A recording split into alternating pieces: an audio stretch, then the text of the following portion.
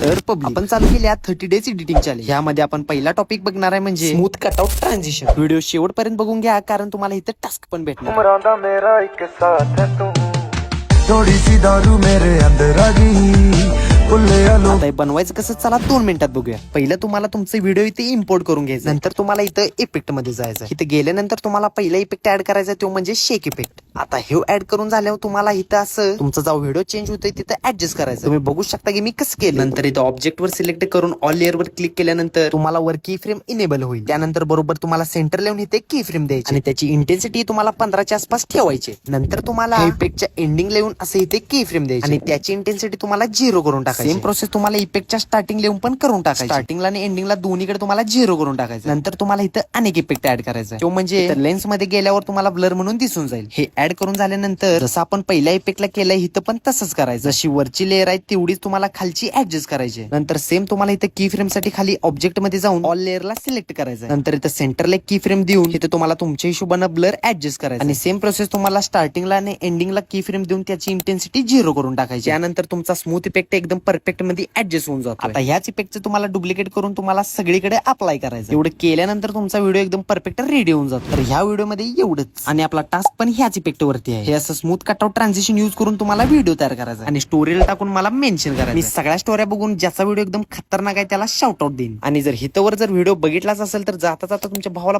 Follow करूनच जावा. तर चला भेटूया पुढच्या व्हिडिओत.